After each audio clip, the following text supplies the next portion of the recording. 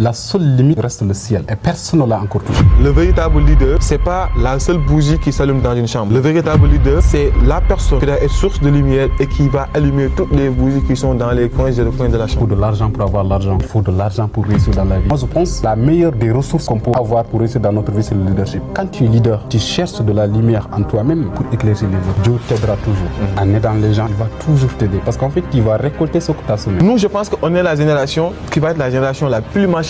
On est face à une situation qu'on a héritée depuis des centaines d'années. Et cette situation-là, c'est à nous de mettre les piliers qu'il faut. Nous, les jeunes d'aujourd'hui, quand tu as de l'argent, ils vont dire, il a volé, c'est un franc-maçon, c'est un arnaqueur. Je vais te dire pourquoi, parce qu'on se fixe des limites. Et quand tu te fixes des limites, tu te dis, cette chose, c'est impossible. Nul ne peut faire cette chose-là. Et du moment où, toi, tu vois une personne qui a franchi ces limites-là, tu te dis, c'est pas possible. Donc là, si on se base sur le plan économique, on dit qu'en France n'est pas fait pour tout le monde. Parce que ce qui est plus important, c'est de ne pas venir, mais c'est de venir et survivre. Déjà, on vit. Mais ce qu'on veut dans notre vie de tous les jours, c'est vraiment de survivre. Ouais. Si je conseille aux jeunes, si vous avez votre rêve de venir étudier en France, venez. Je ne vais jamais dire à aucune personne de ne pas venir. Si vous avez des rêves, des ambitions, rêvez grand, venez. Si c'est dur, vous allez endurer comme tout le monde. Avec l'augmentation des frais d'inscription, c'est très compliqué aussi. Licence 2800, master donc 3000 et quelques, mais c'est exorbitant. C'est énorme parce que c'est après les autorités qui vont nous dire le fameux retour au pays. Tu ne peux pas exiger un retour au pays à quelqu'un que tu n'as pas donné à manger. Quand la personne galérait, tu étais où? Un pays qui ne participe pas à la formation de sa jeunesse, ce pays n'a pas d'avenir. Si Samsidine se résumait en un seul mot, ça serait quoi? Lumière. Lumière. Il y avait un vieux qui m'avait dit, si tout le monde cherche l'argent, toi va chercher des gens. Oui. Parce qu'à travers des gens là, tu vas avoir de l'argent, tu vas avoir des gens aussi. Absolument. Je vous le dis, on n'est pas en France pour se reposer. On n'est pas venu ici pour dormir. On n'est pas venu ici pour juste... Parce que si c'était pour étudier, qu'on se dise la vérité, on reste chez nous. On ne doit pas se contenter au diplôme. C'est bel et bien bon d'avoir des diplômes. Mais les diplômes avec les bagages qu'il faut. À la place là où quelqu'un qui a ses diplômes va venir toquer une porte. Les diplômes et les bagages qu'il faut vont défoncer cette porte-là. Bonjour à tous, bienvenue dans cet nouvel épisode pour votre fameux podcast Ascension. Ascension, c'est un podcast qui change une vie, où on invite des gens, on reçoit des hommes talentueux, entrepreneurs ou pas, qui vont nous raconter leurs histoires. Parce que oui, derrière chaque individu se cache une histoire. Et l'histoire de quelqu'un peut être le déclic de ton avenir. Et aujourd'hui, on a cet honneur d'avoir reçu Samsidine. Comment ça va mon frère? Je vais bien et toi mon ami? Ça va très bien, merci. Déjà, je tiens à te remercier pour ta disponibilité, pour ton temps que tu nous accordes. Et est-ce que tu peux te présenter brièvement pour ceux qui te découvrent, s'il te plaît? Alors, me présenter, donc je peux dire ça pourrait prendre éternellement un temps éternel. Je sais. Mais pour que les gens puissent donc avoir un aperçu sur moi, je m'appelle Samsidine. Ouais. Si. J'ai obtenu mon master 2 en management international trilingue ici à l'université Paris 12, donc UPEC, l'université Paris-Créteil. Voilà, je suis originaire du Sénégal, du Sine Saloum, parce que j'ai fait donc deux parties de la région du Sénégal et aussi un peu de la région sud du Sénégal, car j'ai un peu vécu là-bas. Ah ouais? Ouais. Ok, Sine Saloum. Ouais. Ok. D'accord, merci beaucoup, merci. En tout cas, c'est brief et je pense que cet homme, l'une des personnes que beaucoup de gens suivent, que personne ne peut le présenter, mais cette présentation nous suffit pour avoir vraiment un aperçu sur sa, on va dire, sur sa personne. Alors, Samsidine, avant de venir en France, qui était Samsidine? Alors, cette question, c'est pas facile à répondre, hein. Bien vrai que si on fait volte-face 2 ans en arrière, même toi, tu n'étais pas là, et puis Jean, t'étais pas... Je peux dire toujours, il y a un avancement dans la vie des gens. Et avant m'en venir en France, je peux dire que Samsidine, c'était juste un jeune, comme tous les jeunes au Sénégal, qui se levait tous les jours avec une famille autour, qui allait à l'école, qui faisait des activités sportives. Je faisais du football dans les navétanes, les vacances. On allait dans des chantiers pour travailler, donc dans... Voilà. Comment on appelle ça? Moi, chantier, job journalier et tout. Voilà, manœuvre. Donc, affaire de chantier. Donc, un jeune aussi qui avait donc une ambition. Et derrière ce jeune qui courait partout de gauche à droite, donc il y avait une ambition qui se cachait derrière, un objectif, un but. Donc, et je pense comme tous les jeunes. Et avant de venir ici, donc, comme je l'ai dit tantôt dans ma présentation, et je pense que je vais revenir, je suis né à Kaolack, donc dans l'épicentre du Sénégal. Donc, j'ai fait donc, une partie de mes cursus scolaires à Kaolack et une partie de mes cursus scolaires à Fatick. Ah, ok. Donc, Kaolack, j'ai fait l'école élémentaire. Donc, CI, je l'ai fait à Kaolack. CM, non, et l'école primaire qui est à Kasnack. Donc, du coup. Toujours à Kaolack. Oui, toujours à Kaolack. Donc, c'est l'école Seck Faye. Après, donc, je suis parti chez ma grand-mère à Fatick, donc, où j'ai aussi donc, grandi et aussi j'ai appris à marcher donc, sous les pas de la région de Fatick, une région sérère, je peux dire. Hein. Et voilà, j'ai fait donc, tout le cursus élémentaire à Fatick. Et après, donc, j'ai eu le CFE et l'entrée en 6e. Et j'ai été au CM Thierno Mamadou Sall de Fatick. D'accord. En première année donc, de CM. Et après, donc, j'ai fait première année de CM. Et après, je suis revenu à Kaolack, chez mon père et ma famille là-bas. Et j'ai refait donc la partie de mon cursus scolaire jusqu'à l'obtention de mon baccalauréat au nouveau lycée de Kaolack. Et après, ainsi, on m'a orienté à l'université Assane Seck de Ziguinchor. Et je pense que c'est là où je peux dire tout a commencé. Ok, c'était à Ziguinchor. Ouais. Ok. Et après, j'ai fait la zone sud, l'université Assane Seck de Ziguinchor. D'accord. Du coup, avant de venir ici en France, tu es venu ici en tant qu'étudiant, on est d'accord? En tant qu'étudiant étranger, comme beaucoup de gens qui nous suivent déjà dans cette communauté. Et je veux dire, tu es venu à partir de quel niveau? C'est la licence ou c'est le master? Parce qu'en fait, moi, mon ambition, c'était d'avoir le baccalauréat, de faire l'université sénégalaise. Et après avoir acquis donc une expérience dans l'enseignement supérieur sénégalais, et là je vais essayer de faire le voyage pour aller en France et de continuer mes études là-bas. D'accord. Et j'ai eu mon bac au Sénégal, je suis parti à l'université, j'ai fait ma licence jusqu'à l'obtention de ma licence 3. D'accord. Et je me suis inscrit en master au Sénégal. Okay. Et c'est ainsi que donc, je m'étais inscrit dans un master en coopération internationale et développement local. J'ai été sélectionné pour le master parce qu'au Sénégal, c'est des critères de sélection pour le master.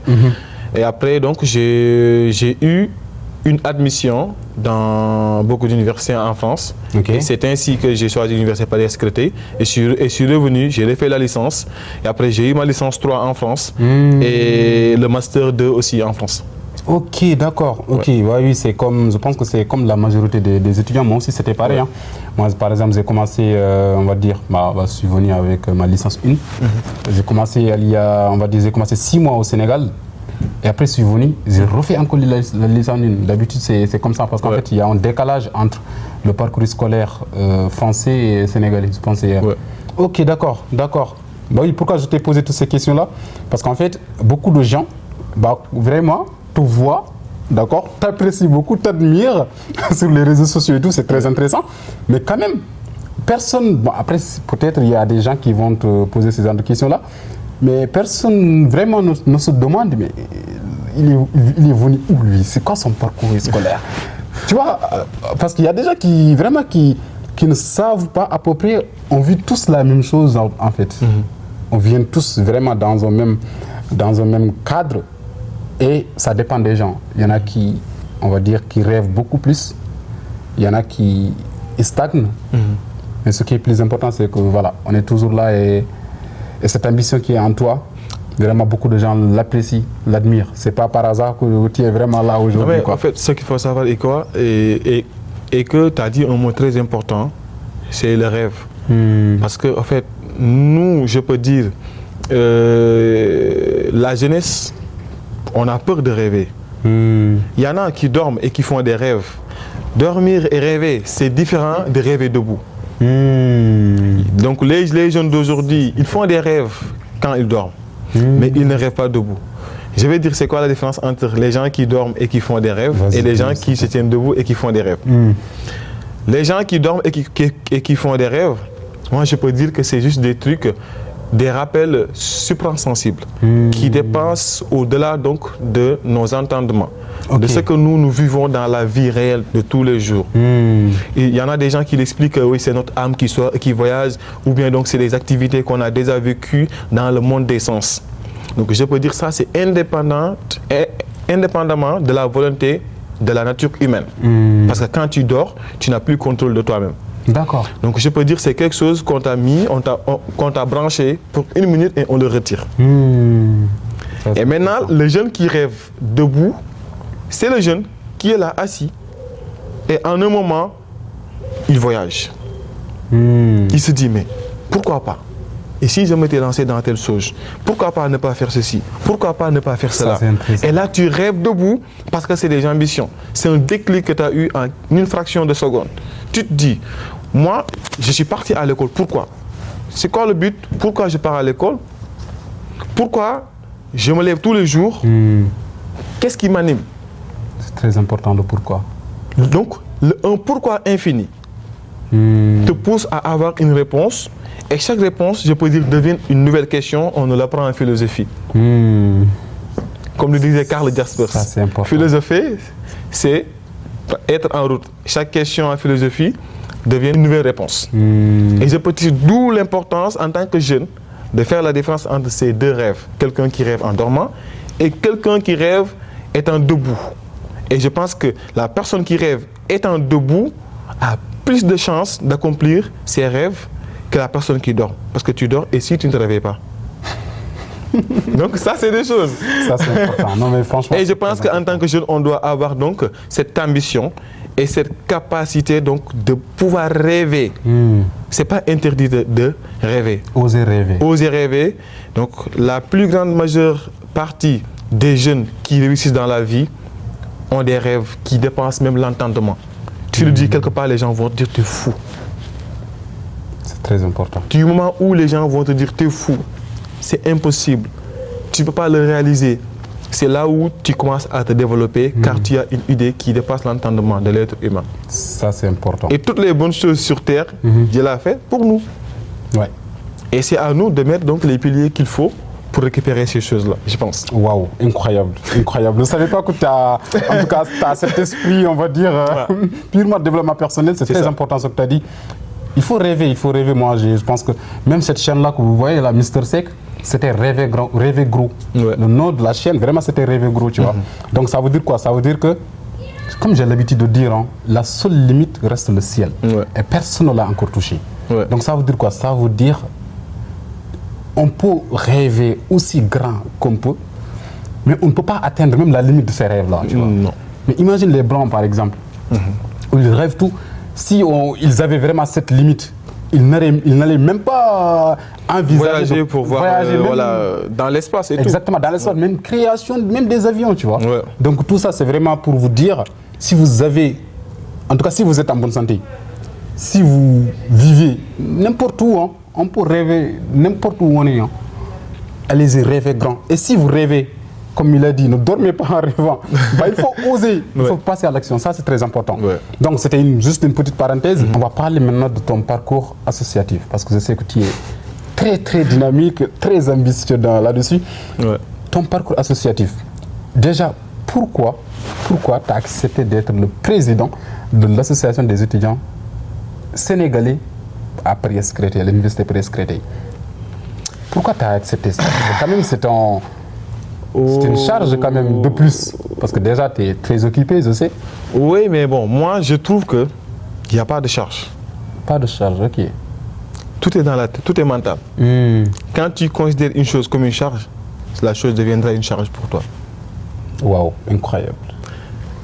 Bon, c'est une longue histoire parce que, comme le disait Nelson Mandela, l'objectif, c'est de trouver ta lumière et en retour, d'apporter une lumière aux gens. Le leadership. Le leadership. Moi, j'ai commencé à diriger dès le bas âge. Ah ouais.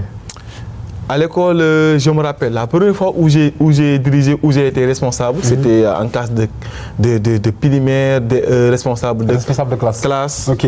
Après, CM, responsable de classe, après aussi lycée, et quand je suis parti à l'université, non, avant même de partir à l'université dans notre quartier, à Kaolack, Kandégarde, mes jeunes, mes amis, donc avec lesquels j'ai acheminé. Donc à Kandégarde, au premier camp, donc c'est un camp où il n'y a que des hommes de tenue qui habitent là-bas, parce que moi j'habite là-bas, à Kandégarde. On avait une petite association. Des jeunes, on avait des ambitions, des idées, et puis donc l'association a été dirigée par nos grands frères, des Khalidou Bodian, des Ousmane Kamara, donc nos grands frères qui étaient là-bas, des aînés, et c'était ainsi, donc j'avais pas peur de prendre des responsabilités. Je me rappelle, j'étais le secrétaire là-bas de l'association. Ah ouais, en étant vraiment jeune. En étant vraiment jeune. T'avais quel âge? Je pense que j'avais entre 16 ans et 17 ans, comme ça, oui. C'est parce que j'étais avant même que je parte à l'université. Donc c'est voilà. Donc du coup, c'est ce sentiment qui m'anime. Je pense que ça dépasse donc ma volonté. C'est indépendamment de ma volonté. Et c'est là que j'ai commencé à m'engager donc dans des structures associatives. Et quand je suis parti à l'université, on sait comment ça se passe à l'université. L'amphi, il y avait des centaines d'étudiants. Et voilà, il nous fallait choisir un responsable. Et quand il fallait choisir un responsable, j'avais des centaines de personnes, il y avait des candidats et tout. Et je me suis dit, ces personnes qui vont candidater là, ils n'ont rien de plus que moi. Et je pense que j'ai les capacités et j'ai ce qu'il faut pour être donc le responsable de cette classe-là. C'est important ça. Et c'était avant Covid, il y avait des profs qui s'absentaient. Je me suis dit, c'est pas normal. Et j'ai tenu un discours devant tous les étudiants. Incroyable. Je leur ai dit, il nous faut un responsable qui va prendre ses responsabilités. Je leur ai dit, les profs qui viennent et qui partent, voilà, je leur ai tenu un discours parce que je savais de quoi on avait besoin. En fait, pas quelqu'un qui va diriger, mais quelqu'un qui apportera la lumière, quelqu'un qui va prendre la responsabilité et qui n'a pas peur donc, de subir en fait, la souffrance des autres. Et c'est ainsi que j'ai pris la responsabilité. J'ai été responsable de ma promotion. Jusqu'à ce que je finisse, donc jusqu'à ce que notre promotion finisse, j'ai toujours été responsable. Il n'y a jamais eu d'élection. Magnifique. À chaque nouvelle année, les gens me reconnaissent directement. Ils me disent non, c'est toi, c'est toi, c'est toi. Et ça, je dis que c'est un travail. Et je remercie carrément toute la promotion en fait, de mes camarades de classe qui m'ont toujours soutenu. Quand c'était difficile, quand il fallait prendre des décisions majeures, ils étaient tous derrière moi. Qu'importe la décision que je prenais, j'étais bien entouré et ils me soutenaient de manière inconditionnelle. Et je pense que la réussite n'est pas juste pour une personne. La réussite, moi, je la définis comme collective. La réussite, c'est une réussite collective, mais pas individuelle. On ne peut pas parler de réussite sans qu'il y ait des gens. Même compétitivité, il faut qu'il y ait des concurrents. Pour que tu sois meilleur. Pour être meilleur, il faut qu'il y ait des gens. Tu vois ce que je veux dire? Et moi, je pense que le déclic, le tremplin, c'était eux, ma promotion. Et c'est après, il y avait l'élection des syndicats, c'est-à-dire les gens qui représentent chaque UFR, des syndicalistes. D'accord. Et ainsi, j'étais le délégué syndicaliste de ma classe. Et aussi, il y avait une commission sociale dans l'UFR des lettres, arts et sciences humaines, l'ASU, de Ziguinchor. Et il y avait le bureau des syndicalistes, ce qui représentait donc les étudiants donc, dans les autres instances de l'université. Et j'étais dans la commission sociale dès ma première année. J'ai commencé à être actif. Dans l'université, les gens ont commencé à me connaître et je me suis engagé dans ce milieu syndical-là pour combattre. Il y avait des fronts, voilà, c'était compliqué. On sortait, il y avait les lacrymogènes et tout. Et c'était ma première année. Et je me rappelle, on m'appelait Ragnar le Broc. Et moi, je ne connaissais même pas ce mot, parce que je venais d'arriver à l'université, il y avait des fronts, on m'appelait Ragnar. Et moi, je n'ai pas compris. Voilà, on m'appelait Ragnar, et donc c'est ce qui m'a animé. Voilà, c'est ce qui m'a animé. L'année qui suit, il y avait des élections de PCS, président de commission sociale de chaque UFR. Et je pense que c'est la responsabilité qui est la plus lourde, je peux dire, dans un milieu syndical, parce que tu vois n'importe quelle situation. Les étudiants qui sont dans des situations sociales très délicates, qui sont malades, qui n'ont pas de médicaments, des étudiants qui n'ont pas là où loger. Donc tous les problèmes sociaux, la restauration, quand ça ne marche pas bien, quand les restaurants, il y a des ruptures, il y a des coupures énormes. C'était une charge lourde que j'endossais. Et j'étais vice-PCS. Incroyable. Et on endossait tout ça. problème de bourse, on endossait. Et l'année qui suit... Vraiment tous les problèmes des étudiants. Oui, et l'année qui suit, je n'ai pas vu les problèmes, je suis parti récupérer les problèmes et je les ai pris. L'année qui suit, il y avait des élections de PCS, j'ai postulé et j'ai été élu le président de la commission sociale de toute la faculté des lettres. Waouh, waouh. Et après, il y avait la coordination de toute l'université qui englobait donc chaque faculté. Et j'ai coordonné donc la commission sociale de tous les étudiants de toute l'université Assane Seck de Ziguinchor. Waouh. Pendant un moment. Et après, j'ai fait le tour du Sénégal avec mes camarades PCS aussi qui étaient dans les autres facultés, Assane Sow et Goroba, que je salue de passage. Donc, on a fait le tour du Sénégal. Dans toutes les universités, on est parti. On a fait un rapport pour connaître la situation, en fait, avec lesquelles les étudiants vivent et endurent dans chaque université. Et comment nous, coordination, on arrivait à résoudre les problèmes des étudiants et comment les autres syndicalistes résolvent les problèmes des étudiants. On est parti donc faire des études, voir la réalité dans les autres universités. Je suis parti à l'UCAD, je suis parti à UGB, donc je suis parti à Bambey, je suis parti à l'université Sine Saloum, donc Thiès, et on a fait le tour accompagné par le CROUS qui nous a donné donc les moyens qu'il fallait. Ça, c'est important. Et c'est ainsi, j'ai été aussi le président des étudiants de la région de Kaolack à Ziguinchor. donc j'ai été le président des étudiants de la région de Kaolack à Ziguinchor et j'étais aussi membre du bureau exécutif des étudiants donc, du département de LEA. Incroyable. Donc, je pense qu'Assane Seck a été donc le tremplin de mon engagement associatif avant que je vienne en France. Ok, et une fois ici en France maintenant. Alors, une fois que je viens en France, je me suis dit c'est fini. L'engagement associatif, je mets tout ça de côté. Donc, je viens en France. En fait, focus sur les études et puis voilà, comment réussir ma vie, mes élèves. Parce que c'était compliqué. Parce que t'en as marre ou c'est pas une question d'en avoir marre, mais je m'étais dit que peut-être moi, mon but, c'était juste, voilà, au Sénégal, je l'ai dirigé. Et en France, peut-être ça va être une nouvelle vie. Dans ma tête, c'était une nouvelle vie. Je me suis dit, je ne m'engage plus dans aucune structure associative, c'est fini. Plus d'engagement, je laisse de côté. Parce que tu te sacrifies, tu donnes ton énergie, tu donnes tout. Mais aussi, tu le fais pour Dieu. On ne le fait pas pour les gens parce que tout ce que tu feras de bon, les gens te jugeront et te critiqueront. Que tu fasses une chose bien, les gens vont te critiquer. Que tu fasses une bonne chose, les gens vont te critiquer, ils vont dire ce qu'on appelle en wolof di ngistal. Donc moi, je faisais donc du man kana lillahi kana Allahu lahu. Œuvrer pour Dieu à travers les hommes. C'est important. Que les étudiants soient contents, alhamdulillah. Que les étudiants soient mécontents, je dis alhamdulillah. Car au-dessus de tout, nous ne cherchons que la grâce de Dieu, comme le disait mon très frère authentique Bamba. C'est très important. Donc, moi, c'est cette mentalité que j'avais. Et quand je suis arrivé en France, alors, je me suis dit, c'est fini. Première année en France, pas d'engagement associatif. Je reste dans mon coin tranquille. Mais n'empêche, quand il y avait des activités associatives, j'y allais. Et je partais comme ça, voilà, pour regarder comment ça se passe les structures associatives, en restant neutre comme ça. D'accord. Et c'est en 2023-24, oui, que Adissira, qui était la présidente de Respect, ma vie me dit, non, toi, c'est toi qui vas être le président de cette association. J'ai dit, moi, jamais de la vie. Je lui ai répété ça pendant une année et demie. Elle me pousse, elle me dit, non, il faut que tu sois le président, il faut que tu sois le président. J'ai dit, non, je ne peux pas. Et je suis très pris, il y a le job étudiant, il y a les études, c'est dur et tout. Elle me dit, non, c'est toi, ça va être toi. Et après, à ma grande surprise, il y a les élections. Et moi, en fait, je ne suis jamais parti pour déposer ma candidature. Et bien voilà. On t'a nommé comme ça. On m'a nommé, elle a amené mon nom, elle a dit oui, Sam va être candidat, c'est lui le candidat. Et voilà. Moi, on m'appelle, on me dit oui, tu as été élu président. Et je me suis dit, ben là, je suis déjà dedans. Parce qu'elle est déjà partie. Elle a amené mon nom dans l'administration de l'UPEC. Voilà. On a fait ça ensemble. Donc, ouais. Elle m'avait tout dit. Donc, elle t'avait tout dit et vous étiez parti, donc il y a déjà mon nom. Je me suis dit, mais là, ça y est. Je me suis dit, peut-être, donc, c'est mon destin. Et moi, je pense que l'idée que j'ai pour actuellement, ce que je pense est que moi, ma vie, je vais la dédier aux gens. C'est-à-dire être source de lumière aux gens.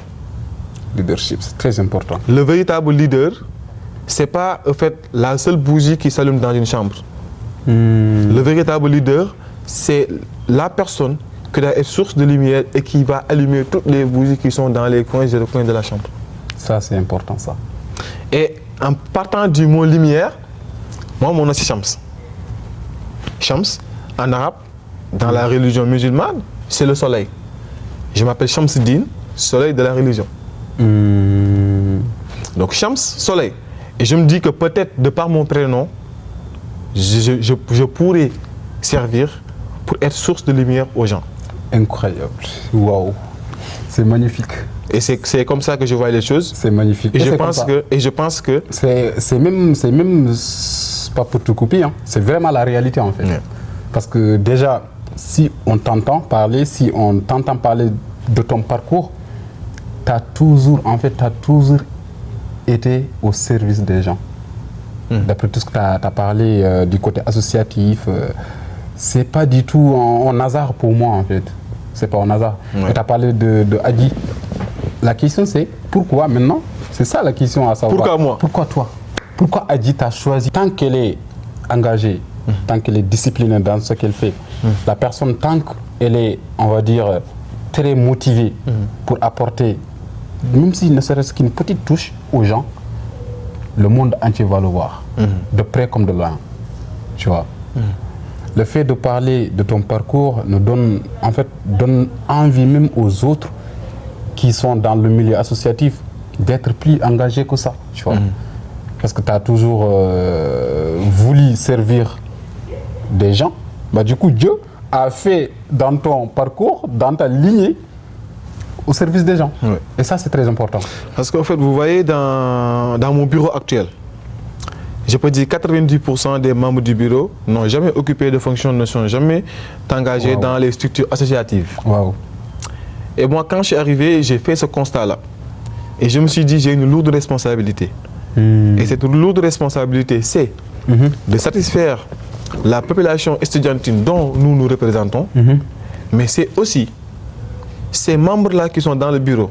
Et c'est leur première expérience, j'ai le droit et le devoir et l'obligation de faire de telle sorte que ces personnes, quand elles sortiront de cette structure, elles auront quelque chose dans la tête en leadership. Magnifique. Et aussi, je pense que c'est ce que je disais au début. La réussite n'est pas individuelle, elle est collective. Ça, c'est très important. On a réussi des activités très compliquées, mais ce qu'on appelle endurer pour convaincre. Le bureau actuel du respect, c'est une équipe, une famille qui n'ont failli à aucune mission que je leur ai confiée. Et pourtant, avec la charge et toutes les difficultés en tant qu'étudiant, ils assument. Et ils me soutiennent de bout en bout.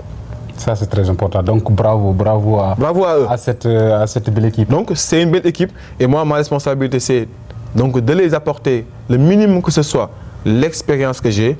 Car il y en a des gens qui ont besoin de coups de pouce pour montrer ce qu'ils ont. Wow. Il y en a des gens qui ont le leadership en eux. Il y en a des gens qui ont donc cet esprit d'engagement associatif, mais ils ont peur. Ils ont peur donc de le dévoiler. Donc de ce fait, en tant que leader, je pense que tu dois avoir cette capacité-là à percevoir chaque capacité de chaque personne et de faire donc et de l'aider à faire sortir donc cette chose qui sont en eux. C'est magnifique, c'est magnifique. C'est ça le leadership en fait. Le leadership est en toi. En tout cas, moi je vois ça en toi et beaucoup de gens voient ça en toi. Et le leadership, moi je pense que c'est la meilleure des choses qu'on peut acquérir dans notre vie pour réussir dans la vie. Tu vois, parfois on a toujours entendu il faut de l'argent pour avoir l'argent, il faut de l'argent pour réussir dans la vie. Moi je pense la meilleure vraiment des choses, on va dire la chose, ou bien la meilleure des ressources qu'on peut avoir pour réussir dans notre vie, c'est le leadership. Quand tu es leader, déjà comme tu as dit, tu cherches de la lumière en toi-même pour éclaircir les autres. Absolument. Et ça c'est très important. Donc, après ce parcours scolaire ou académique, après ce parcours associatif, on va parler maintenant de Campus France. On va parler bah oui, parce que beaucoup de gens, je sais que la communauté qui nous suit là, beaucoup de gens t'ont connu à travers ça. Ouais. Et tu fais un travail extraordinaire Non, mais c'est magnifique ce que tu fais, mon frère. Oui, parce qu'en fait, ce qui est dommage est que les gens qui me suivent, souvent, sur les réseaux sociaux, je me suis montré côté démarches administratives, démarches Campus France et tout à l'étranger. Donc, de l'autre côté, il y en a qui m'ont connu à travers mon engagement associatif et côté syndicaliste. Donc, il y a deux camps. Ceux qui m'ont connu côté syndicaliste et ceux qui m'ont connu récemment côté Campus France et tout. Et je me suis dit que les deux ont une seule mission, même but, c'est les gens. Toujours. Aider les gens. Comme toujours. Toujours montrer la voie et le chemin, je pense que c'est... Ça, c'est magnifique. Et c'est des choses en aidant les gens, Dieu t'aidera toujours. En aidant les gens, il va toujours t'aider. Parce qu'en fait, il va récolter ce que tu as semé. C'est quoi? Nous, je pense qu'on est la génération qui va être la génération la plus malchanceuse. On est face à une situation qu'on a héritée depuis des centaines d'années. Et cette situation-là, c'est à nous de mettre les piliers qu'il faut. Imagine-toi, nous les jeunes d'aujourd'hui, quand tu as de l'argent, ils vont dire, il a volé, c'est un franc-maçon, c'est un arnaqueur, c'est un infini. Je vais te dire pourquoi, parce qu'on se fixe des limites. Et quand tu te fixes des limites, tu te dis, cette chose c'est impossible. Nul ne peut faire cette chose-là. Et du moment où, toi, tu vois une personne qui a franchi ces limites-là, tu te dis c'est pas possible. Car tu t'es déjà fait, en fait, tu as déjà porté des œillères. D'accord. Tu ne regardes pas de gauche ni par la droite. Tu te dis c'est impossible. Et quand tu dis c'est impossible qu'au fond de toi. Seul le ciel est intouchable. Et jusqu'à présent, nul l'a touché. Donc l'impossible n'existe pas. Exactement. Il y avait quelqu'un qui disait que si on prenait le mot impossible, on l'écrit en capital letters en anglais. Ça signifie quoi? I am possible. Mais Cheikh Abdoulaye Dieye à l'université. Effectivement. Ça, c'est très intéressant. Donc, I am possible. Mais nous, du moment où on se fixe des limites, en tant que jeune, c'est la fin de notre carrière. En tant que jeune, tu dois avoir des rêves. Donc, se limiter jusqu'à l'infini en mathématiques. Plus l'infini, ou je ne sais pas quoi. Exact. Il faut oser rêver. Oser rêver et passer à l'action. Nothing else. Rien d'autre. Très important. Moi, en tout cas, c'est la mentalité que j'ai. Et donc, jusqu'à la preuve du contraire, jusqu'à la fin du monde, je ne changerai pas cette mentalité. Et rien ne me poussera à changer cette mentalité-là. Waouh, incroyable. Très belle leçon de vie. Très belle leçon de vie, franchement, pour la jeunesse, africaine ou non. Ça, je pense que c'est n'importe quelle personne qui nous regarde actuellement, en ce moment. Normalement, je dis bien normalement, devrait être motivé et surpasser de ses limites. Ça, c'est très important. Maintenant, après ton parcours académique, après ton parcours associatif, on va parler maintenant des démarches administratives, comme je t'ai dit. Des démarches administratives, Campus France, Parcoursup. Parce qu'il y en a, il y a des gens. Je te dis la vérité. Moi, très honnêtement, quand j'étais au lycée, vers seconde, première, en fait, je ne pensais même pas que Campus France existait, tu vois. J'entendais que les gens sont partis en France, au Canada, mais je n'ai jamais su qu'il y a une plateforme qui s'appelle Campus France et qui te permet vraiment d'aider ces gens-là qui ont cette ambition-là de partir à l'étranger, de leur aider, mais je ne vais pas dire gratuite, mais vraiment, entre guillemets, c'est gratuite. Ouais. Comparé aux autres, par exemple, non, on va dire, qui ne sont pas passés par l'école, qui n'ont pas étudié, de payer des 4 millions, 5 millions quand même, pour payer des visas, même ça. Ils ne sont même pas à mesure de dire ça là, je vais l'avoir, je vais l'obtenir et je vais partir. Ouais. Ils payent des 4 millions, 5 millions pour venir ici en France. T'imagines? Alors que Campus France, en tout, entre guillemets, ça fait même pas 1 million, tu es là. Maintenant, la question c'est pourquoi? Parce que tu as étudié. Et donc toi, d'abord, tu vas nous expliquer Campus France. Oui, c'est entre guillemets, la meilleure plateforme. Mais est-ce que tout le monde peut passer par Campus France pour venir ici en France? Alors, parler de Campus France, non, Campus France. Ouais. Mais, en fait, ce qu'il faut savoir, et aussi, il faut reconnaître une chose. Si maintenant, il y a cette propagande de Campus France là, il faut remercier les gens qui font des contenus sur Campus France, qui font la promotion d'une institution. Je peux dire que Campus France représente l'enseignement supérieur français partout dans le monde. Et eux, ils ont des chargés de com, des comités managers qui travaillent pour la promotion de Campus France parce qu'ils déjà payent. Ah ouais. Et maintenant, nous, ou bien Ça, ouais. les personnes qui communiquent sur Campus France aident Campus France à se faire rentrer des sous. Incroyable. Normalement, nous, devrait ou bien être les... payé. En fait, on Bah, il devrait faut nous être payer, payé. Ou bien les gens qui font Campus France, comme les Inconnus Silla, les El Ibra et tout. Il y en a pas mal de personnes, les Saïd et tout, qui parlent de Campus France. Les Boy Galsen. Je connaissais Boy Donc, Galsen quand même. ces gens-là, donc, je peux dire, c'est des ambassadeurs de Campus France. Bien vrai qu'ils le font pour avoir, genre, je sais pas, il y en a qui ont ouvert des agences, il y en a qui ont créé une communauté et autour de ça, ils gagnent bien leur vie. Mais aussi derrière, ils font la promotion de Campus France. Ouais, je suis d'accord. Voilà, ils font la promotion de Campus France et je vous encourage dans ce sens-là. Afin que l'on puisse continuer à aider les gens qui veulent venir étudier en France. Oui. Car il y en avait des gens qui voulaient avoir cette opportunité-là, mais qui ne l'ont jamais eu. Parce qu'il n'y en avait pas avant, mais maintenant, l'accès à l'information est à tous et à toutes aussi. Ok. Voilà. Donc, pour répondre à ta question, est-ce que Campus France, c'est pour tout le monde? Alors, Campus France, à la base, c'est pour tout le monde parce que c'est une plateforme qui permet aux gens d'avoir accès à une éducation, à l'enseignement supérieur, comme les ODD des Nations Unies. Ok.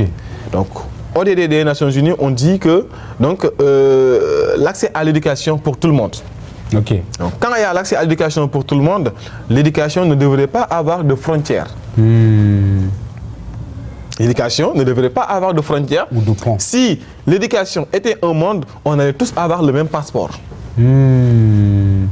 Si l'éducation était un monde, on allait tous avoir le même passeport. Ok. Le même passeport, pourquoi? L'accès à l'éducation, c'est pour tout le monde. D'accord. C'est ce que défendent les Nations Unies, c'est ce que défendent donc tous les pays. Maintenant, qu'est-ce qui fait à ce que pour venir étudier en France, il te faut le visa? Parce qu'on n'est pas dans le monde de l'éducation, on est dans le monde actuel. Le monde où il y a une division des continents, des pays, et chaque pays avec donc un territoire bien déterminé et donc une histoire. D'accord.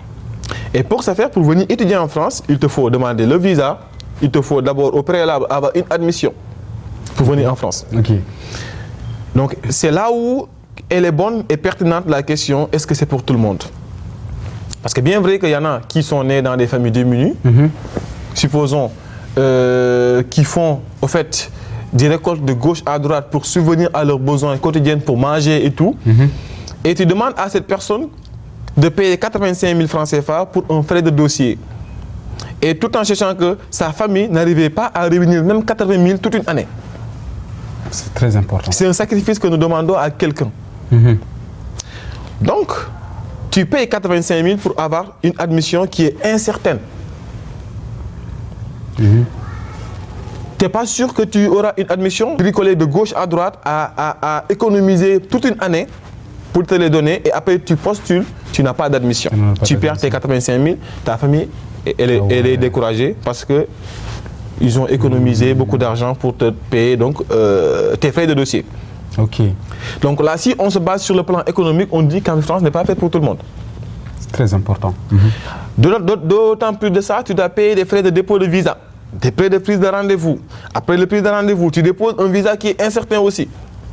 Donc, c'est une plateforme qui permet aux Français de gagner de l'argent, mais aussi qui appauvrissent une jeunesse qui économise de l'argent, mais qui n'a jamais eu d'admission. Incroyable. Bah oui. Donc, si on se base sur le plan économique, Campus France n'est pas fait pour tout le monde. Okay. Mais si on se base sur le plan éducatif, en fait, égalité des chances, la plateforme elle est faite pour tout le monde. Beaucoup de gens sont venus en France avec une famille démunie. Et pourtant, ils se sont débrouillés, ils sont venus en France avec des dettes et ils ont remboursé. Parce qu'ils y croyaient et ils ont cru qu'ils allaient avoir une admission. Et ils vont arriver en France, ils vont réussir et ils l'ont fait. Ok. C'est une question d'ambition. À travers Campus France. Moi, je ne suis pas né dans une famille riche. Ok. Alhamdulillah, on vit. Mais si ça aurait été que, supposons par exemple, débourser des millions pour venir en France, mais jamais je l'aurais fait, j'allais rester au Sénégal. Hein. Mais je me suis dit que je vais faire les choses étape par étape. Je vais me lancer dans la procédure. Qu'est-ce qu'il me faut? 85 000. La procédure, ça commence telle période. Je commence à économiser. Je commence à faire des activités qui me permettent, supposons si c'était une personne étrangère, de pouvoir avoir les 85 000, je paye mes frais de dossier. Après avoir payé les frais de dossier, je commence à penser, si une fois j'ai une admission, qu'est-ce qu'il me faut? Étape par étape. Très riche. Parce que si je me focalise sur les 2 millions que je vais payer, je vais dire, 2 millions, je ne l'aurai jamais. Okay. Des fois, il y en a des gens qui se lèvent des jours qui n'ont 1000 francs dans leur poste et pourtant, ils vont manger toute la journée. Ce qui va rentrer dans ta bouche, c'est Dieu qui te donne. Tu es né sans argent. Incroyable. Donc, si tu donnes ta vie à Dieu, tu donnes confiance à Dieu, tu dis, je vais y aller. Malgré les difficultés, je sais que Dieu est avec moi, je vais le faire et je vais le faire. Il y en a beaucoup de gens qui sont arrivés en France, mais au début, ils n'avaient 0 sous. Ils ont eu une admission et ils ont fait du colo-colo et ils sont arrivés en France. Oui, ou même des dettes. Même avec des dettes. Mais tu rembourses après et tu survis. Donc, Campi France, je peux dire que c'est pour tout le monde. Mais des fois aussi, il faut dire la réalité aux gens qui sont au Sénégal ou bien donc un peu partout en Afrique que la France n'est pas comme sur Instagram. Ok. Comme j'ai l'habitude de le dire, la France n'est pas comme sur Instagram. Les images que nous voyons, les photos que nous postons, ce n'est pas la réalité. C'est ce qu'on appelle e-net. E-net, image net, net qui remplace donc Internet. Ouais. Il y a e-réel et e-net. E-réel, c'est l'image de la vie réelle. C'est-à-dire la personne, comment elle est donc dans la vie de tous les jours. Et e-net, c'est l'image que la personne divulgue sur les réseaux sociaux. Et si on se base sur, oui, Shams, il est parti en France, il porte des costards, il est là, il est là, il est là, c'est les réseaux sociaux, c'est une propagande. Maintenant, est-ce que toi, une fois en France, tu pourras subvenir à tes besoins? Est-ce que toi, une fois en France, tu pourras? C'est des questions à se poser en infini. C'est ça qui est plus important. Mais aussi, je conseille aux jeunes, si vous avez donc votre rêve de venir étudier en France, venez. Je ne vais jamais dire à aucune personne de ne pas venir. Si vous avez des rêves, des ambitions, rêvez grand, venez. Si c'est dur, vous allez endurer comme tout le monde. Si c'est dur, il faut endurer. Très important. C'est ça. Moi, le conseil que je leur donne, c'est ça. Parce que je ne peux pas faire des contenus pour donner des conseils aux gens, pour leur dire venez en France, et le lendemain, je dis non, ne venez pas. La France, elle est dure, je le dis, haut et fort. C'est très difficile, très compliqué. Mais si vous avez le mental, et donc l'endurance, venez. Je suis d'accord avec toi. C'est une expérience. Il faut venir, mais quand même, n'empêche, tu leur dis vraiment la vérité, Oui. la réalité. Je leur dis la réalité. Parce que ce qui est plus important, c'est de ne pas venir, mais c'est de venir et survivre. Ouais. Parce qu'on vit déjà, on vit. Mais ce qu'on veut dans notre vie de tous les jours, c'est vraiment de survivre. Ouais. Et pour survivre, il faut connaître la réalité. Moi, je te dis, très honnêtement, quand j'étais à l'université, les 85 000, je me rappelle bien, pour les frais de dossier. Oui, parce qu'avant c'était 75 000. 75 000 Oui, par an. avant c'était 75 parce que moi, quand je faisais la procédure pour venir en France, pour les frais de dossier, c'était 75 000. 75 000 exactement. Chaque année, je pense, ça augmente un tout Ouais, petit peu. et ils l'ont augmenté en 2023, fin 2023. 2024, ils l'ont augmenté à 85 000. Moi, je me basais de ma bourse. Ouais. On appelait ça rappel, je pense. Oui, oui, les rappels, oui. Les rappels, Ouais. déjà, je pensais à ça. J'ai dit, attends, Ouais. au lieu d'acheter des vêtements, des trucs, moi, j'ai un rêve, tu vois, j'ai un objectif. C'est de venir ici en France. Et je sais que derrière ça, tu vois, tu n'as pas cette somme-là. Ce que je fais, c'est quoi? Je mets quelque chose à côté. Et chaque mois, je mets quelque chose à côté. Tu vois? Ouais. Et beaucoup de gens, s'ils font ça, c'est très bien, tant mieux. Mais beaucoup de gens aussi ne le font pas. Non, mais et puis c'est ça, ça fait mal. Et puis la tendance a changé parce que actuellement en France, c'est très compliqué avec les nouvelles mesures. Par exemple, au début, quand tu es arrivé en France, tu n'as pas de job étudiant. Ouais. Tu pouvais au moins donc bénéficier de la CAF, les APL. Maintenant, supposons, il n'y a plus de CAF pour ceux qui ne travaillent pas. Ceux qui n'ont pas de stage, de job étudiant, d'alternance et voilà, de contrat de professionnalisation et de contrat d'apprentissage. Maintenant, les personnes qui vont arriver, les nouvelles arrivants, supposons par exemple, tu arrives, la préfecture te demande maintenant donc un justificatif financier minimum égal à 875,50 €, je pense. Tout en sachant que tu es limité à 20 heures par semaine. Les 20 heures par semaine, toi, tu n'arrives même pas à gagner 900 €. Incroyable. Comment tu vas justifier donc un revenu qui est égal à quelque chose que tu ne gagnes pas? C'est pas possible. Maintenant, aussi, ce qu'il faut savoir est que la responsabilité, elle est partagée Entre deux, parce que moi, je quitte le Sénégal. La France m'a déjà dit. La France m'a dit que tu arrives, mais il faut savoir que moi, je te demande ça. Moi, je me suis dit, mais ne t'inquiète pas, j'ai ça, je viens. Mais eux, ils vont se dire, l'étudiant, avant de venir, avait déjà dit qu'il avait donc... voilà. Donc eux, quoi qu'on puisse dire, c'est des nationalistes. Ils vont rentabiliser. Ça, bah oui. Effectivement. Mais nous, en venant, on s'est dit qu'on a les sous qu'il faut. Donc quand on va crier quand même. Mais il faut aussi crier à côté. Parce qu'on a pris la responsabilité lors de l'entretien Campus France. On a dit à Campus France qu'on peut subvenir à nos besoins. Je suis d'accord. On t'a demandé, quand tu déposes le visa, un justificatif financier. Tu as prouvé que tu as le document financier qu'il faut, soit l'AVI, ou une prise en charge, ou bien un compte bloqué. Ben, les autorités compétentes vont se dire, ah mais parfait, c'est un étudiant, il part, il y a sa famille qui l'a pris en charge. Donc une fois en France, tu dois renouveler ta carte de séjour, la préfecture te demande des justificatifs financiers, tu dis, ah non, patati patata, non mais ils vont se dire, mais lui là, voilà. Non, donc c'est des choses. Non, mais je suis vraiment d'accord. C'est à nous. Bah oui. Maintenant, nous, ce qu'on peut réclamer, c'est juste par rapport à l'augmentation des frais d'inscription, dont, selon moi, je pense que c'est quelque chose qui pourrait être contraire à la Constitution. Qui sur ça, oui, vas-y. Voilà. Moi, je peux dire l'augmentation des frais d'inscription indifférenciés, sans exonération, possible. Mais c'est possible. En fait, les exonérations, c'est possible. Mais c'est diminué à hauteur de vers 5 à 10%. D'accord. Okay. Maintenant, avec l'augmentation des frais d'inscription, c'est très compliqué aussi. Licence 2800, master donc 3000 et quelques, mais c'est exorbitant en fait. C'est énorme. Donc c'est énorme. Mais là, sur ce coup, on peut dire oui, non à la discrimination parce que c'est discriminatoire. Le fait de dire oui, les extra-communautaires, vous payez ça, ceux qui sont français, vous payez ceci. Et dans une classe... Alors, il faut préciser, ça n'a rien à voir. Si on parle de 2800, vraiment 175 €, 200 €. Ouais. C'est multiplié par 14. Incroyable. Tu quittes 130 pour 2800, oui. C'est une somme multipliée par 14. Bah oui. Donc, c'est des mesures, je peux dire, discriminatoires. Et je pense que c'est une chose qui n'est pas en concorde par rapport à la Constitution française, parce que il y a dans une partie de la Constitution française, je ne sais pas où j'ai vu. Non, mais là où on parle même de la liberté, bah, si on parle de liberté. Oui, liberté, égalité. Égalité, fraternité. Là, moi, franchement, personnellement, je ne trouve pas d'égalité dans ce sens. Peut-être là, il parle de liberté, égalité français, liberté, égalité, fraternité pour les Français peut-être.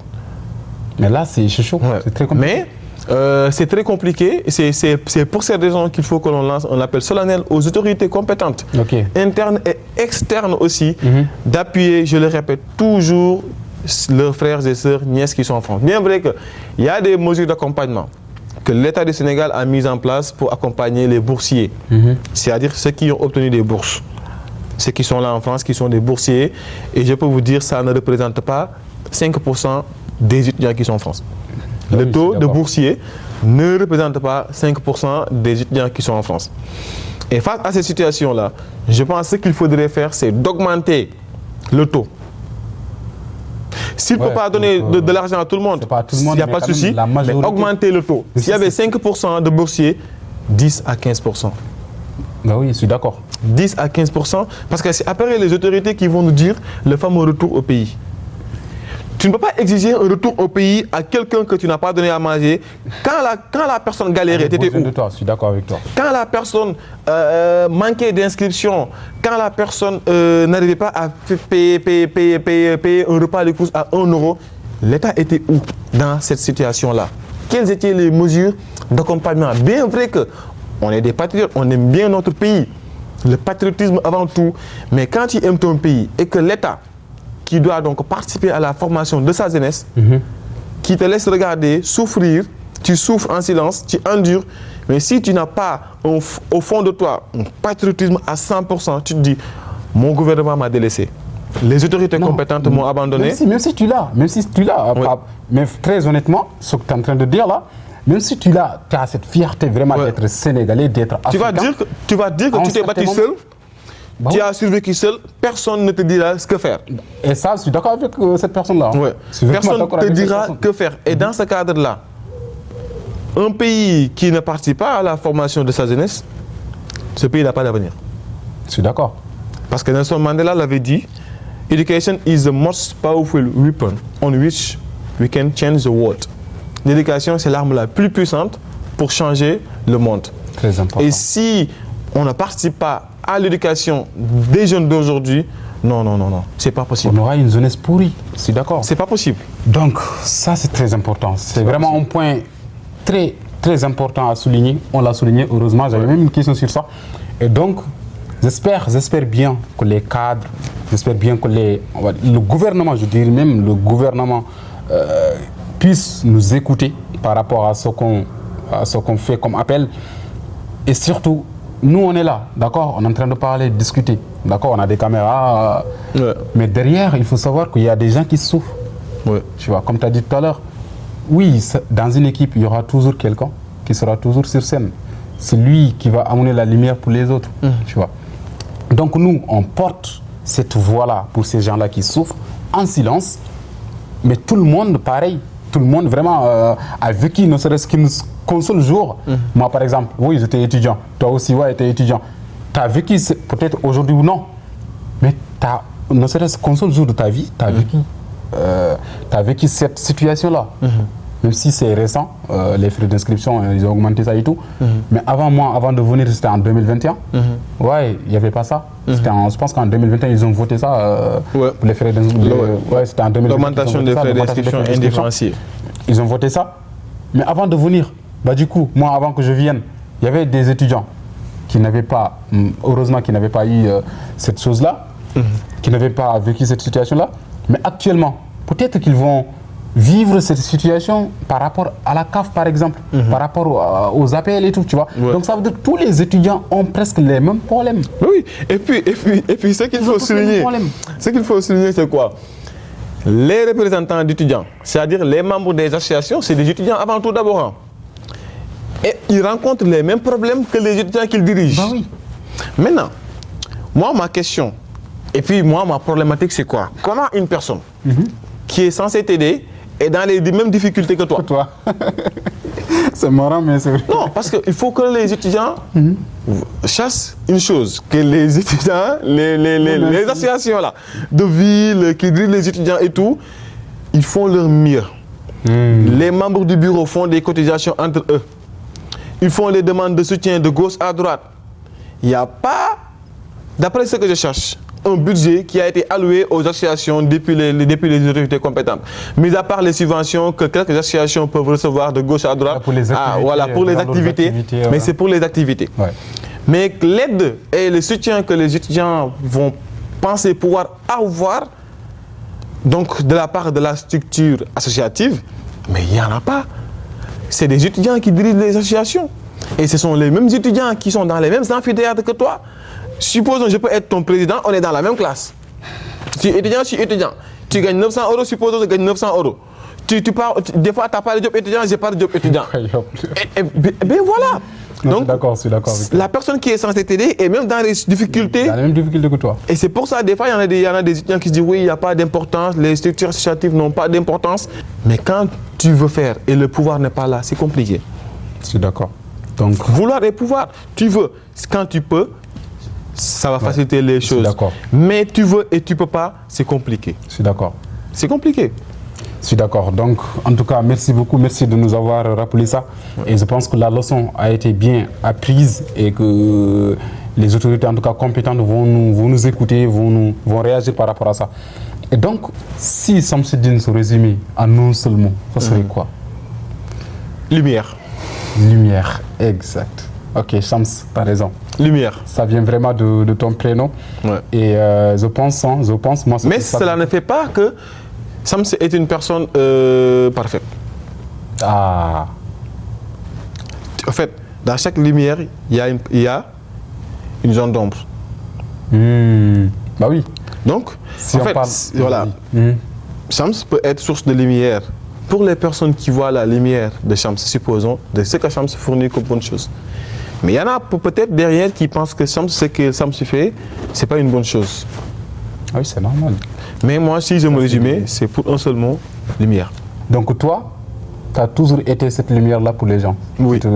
Je suppose que, oui, je suppose que j'ai toujours été donc source de lumière pour les gens qui m'entourent.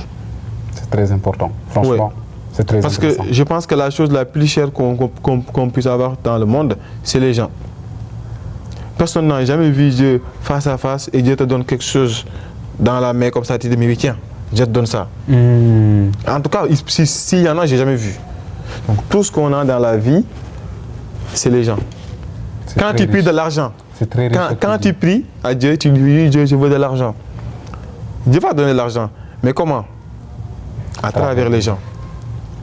Quand tu pries, oui, je veux avoir donc de la sagesse.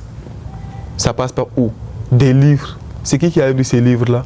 C'est des gens. Tu veux avoir de la connaissance dans un domaine précis, tu vas où? Chez les gens.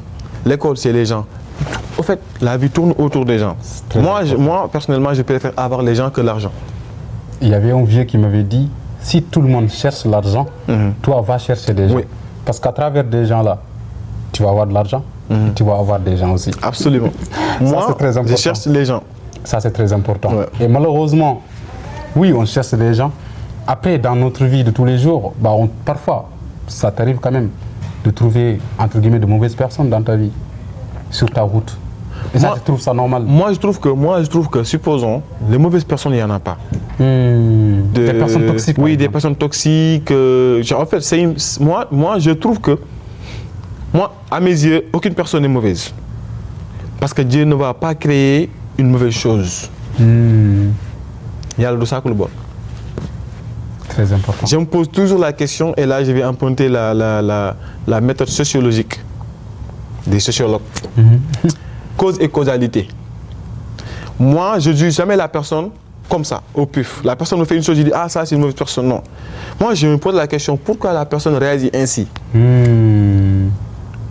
Si la personne vient me voir et m'insulte, et me dit n'importe quoi, bon, au lieu que oui, des fois, tu peux réagir de manière, parce que notre instinct animal peut sortir, mais avec la tête reposée, je ne vais pas juger la personne pour ça, c'est une mauvaise personne. Je vais dire que cette personne-là, sa réaction envers moi, qu'est-ce qui a causé cela? Des questionnements. Je vais me dire, peut-être la personne a vécu des choses, peut-être la personne ne va pas sur le plan mental, parce que Dieu ne va pas créer une personne pour que la personne arrive sur terre et devienne fou. Il y a des choses qui arrivent. En fait, voilà. Toujours, je cherche à positiviser les choses. Parce que quand tu négativises les choses deviendront négatives. Exact, je suis d'accord. Et donc, une dernière question avant qu'on se quitte. Ouais. Vraiment, je vois que c'est une discussion très, très, très importante. C'est une discussion très intéressante, surtout pour la communauté. Maintenant, comment concilier entre études, vie personnelle et travail? Concilier les trois choses qui sont différentes. Parce que parfois, ça peut arriver que cette personne-là peut-être a du mal à équilibrer les trois choses, tu vois, entre vie personnelle, travail et études. Oui, en fait, sur ce coup-là, je pense que tout se passe au niveau du cerveau. Ok. Le cerveau. C'est le cerveau qui fait tout. C'est le cerveau qui fait tout. Il y en a qui vont penser qu'il faut qu'il y ait de l'endurance, il faut que l'on soit apte. Oui, physiquement, c'est bien. Mais c'est le cerveau qui fait tout. Le cerveau, c'est comme les muscles. Si tu es habitué à ne pas parceriser, supposons, une leçon, jamais tu ne pourras parceriser une page. Il faut dompter ton cerveau jusqu'à ce que ton cerveau soit capable d'endurer la souffrance et le cerveau va transmettre l'information dans tout ton corps.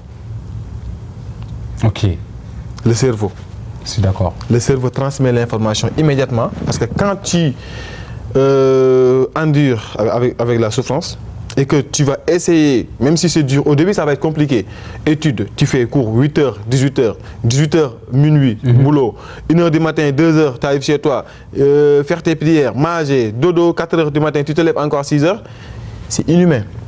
Mais au début ça va être difficile, mais c'est faisable quand tu adaptes ton corps par rapport à ces situations-là.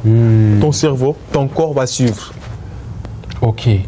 Ton cerveau et ton corps vont suivre. Mais tout se passe dans l'organisation quand même. C'est très intéressant. Il faut que tu sois organisé. chaque heure ce que tu dois faire.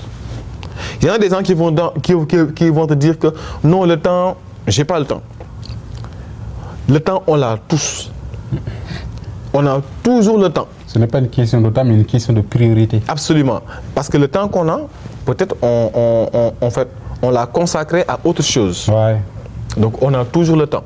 Maintenant, c'est à nous de voir comment on va organiser notre vie de telle sorte qu'on aura une journée bien scindée. Le matin, telle chose. L'après-midi, telle chose. Le soir, telle chose. Et quand j'aurai le temps, supposons, pour prier, écrire, travailler sur des projets personnels. D'accord. Et le week-end, si tu appelles ta famille, tu parles avec eux, tu travailles sur des projets, tu fais un tout petit peu d'activité sportive.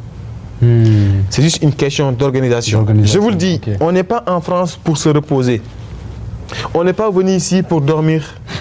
On n'est pas venu ici pour juste... Parce que si c'était pour étudier, qu'on se dise la vérité, on reste chez nous. Au Sénégal, tu étudies, tu rentres chez toi, on ne te demande pas de loyer, pas de facture, rien du tout. Ouais. Tu ne donnes pas de dépenses. Tu fais qu'étudier. Si c'était pour étudier, on allait rester chez nous, on étudie. Donc pourquoi on est venu en France? Si je te posais la question, pourquoi tu es venu en France?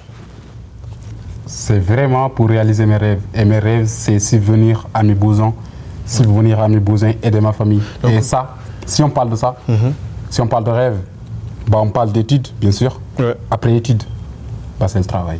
Mais pourtant, il y en a qui sont restés au Sénégal et qui arrivent à subvenir à leurs besoins. En fait, c'est une question métaphorique. C'est-à-dire, ça dépend des gens. Il y en a qui vont... Ça dépend des rêves, ça dépend des ambitions. Moi, je dis mes rêves, mais la question c'est quoi mes rêves? C'est quoi tes rêves?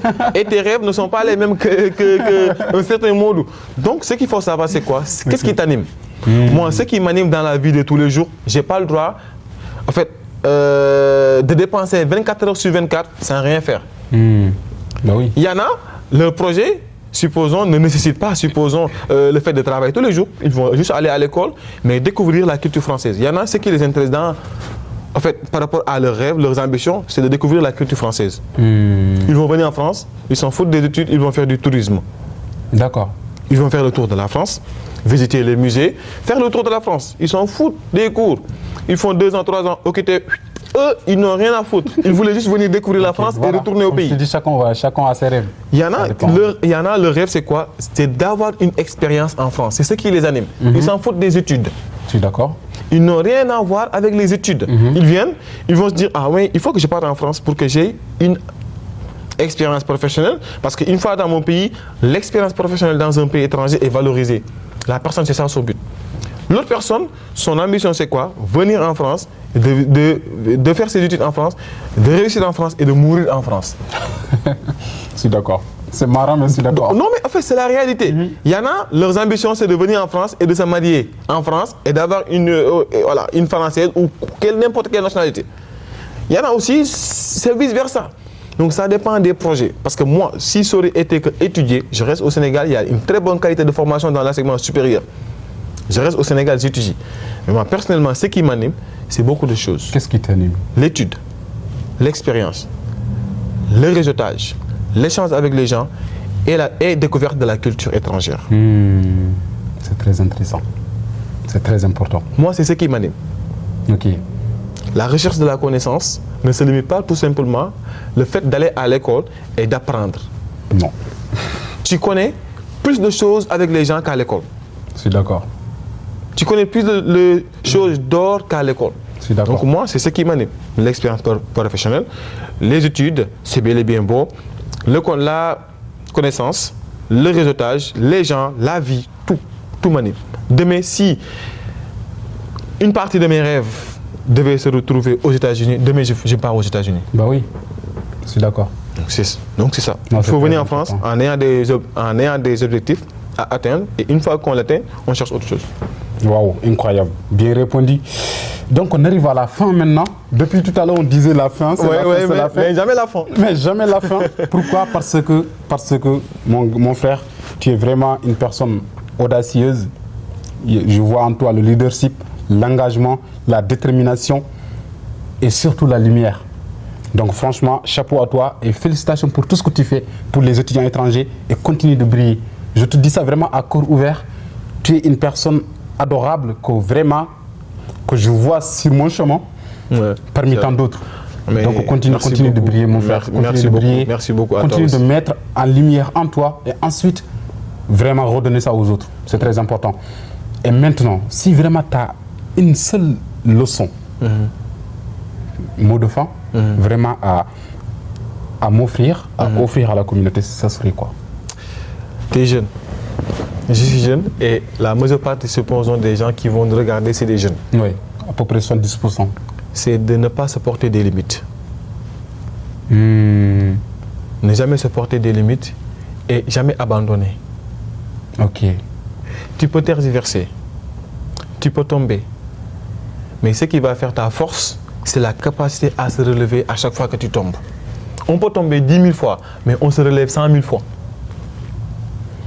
Et il faut savoir une chose, en tant que jeune, on ne doit pas se contenter au diplôme. C'est bel et bien bon d'avoir des diplômes, mais les diplômes avec les bagages qu'il faut, à la place là où quelqu'un qui a ses diplômes va venir toquer une porte, les diplômes et les bagages qu'il faut vont défoncer cette porte-là. Il faut rien attendre des politiques. Il faut être une jeunesse, être un jeune qui participe pour les politiques et qui développe un pays. Un jeune qui ne dépend pas, qui ne pense pas pouvoir recevoir quelque chose des politiques, c'est un jeune qui est prêt à se sacrifier, un jeune qui est prêt à tout donner pour une population. Magnifique. Et je pense qu'on doit partir vers cela et savoir que donc l'engagement sans faille d'un jeune, c'est d'avoir une ambition, des rêves et ne pas dormir pour rêver, mais être debout pour rêver. Ne pas dormir pour ça. Ça, on parle beaucoup. C'est un conseil que je donne. Très honnêtement, c'est une très bonne leçon. En tout cas, c'est un conseil qui va me servir, qui va servir toute la communauté qui nous suit. Merci pour tout en tout cas. Merci. Je vous remercie. Merci encore une fois pour ta disponibilité. Merci pour ton temps que tu nous accordes. Et là, pour finir, j'aimerais bien vous annoncer que mon livre Étudiant étranger, mon histoire, peut-être ton histoire, de Hamidou Seck est toujours disponible sur Amazon. Si vous avez si vous avez besoin d'aide, déjà, je pense que tu l'as lu ou pas encore en tout cas. Oui, je l'ai lu. Avant de venir ici en France, même ceux qui sont en Afrique, ceux qui sont partout dans le monde, qui veulent vraiment aller à l'étranger, pourquoi pas ne pas connaître la réalité qui se trouve avant d'y engager. Et une fois ici en France aussi, les solutions de tous ces problèmes-là, job étudiant, recherche job étudiant, problèmes, alternance, etc., vous allez trouver ça. Comment cette personne-là a pu survivre, en tout cas dans cette difficulté-là, pour vous bien préparer avant de venir. Franchement, je vous le recommande. C'est un bon livre car je l'ai lu. Il y a des passages qui m'ont marqué. Franchement, il y a des passages qui m'ont marqué. Et puis, je pense que, comme voilà, son nom l'indique, ton histoire peut être mon histoire. Peut-être c'est juste les dénominatifs, les noms qui changent.